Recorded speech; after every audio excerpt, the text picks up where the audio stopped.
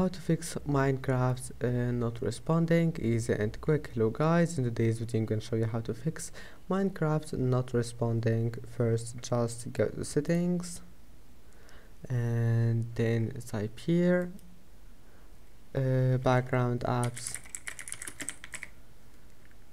Once you're here, all you need to do just scroll down until you find background apps and turn off all the background apps here, and that's it. After that, type here task manager and open it, and here we'll find the details. Now scroll down until you find applications that start with M.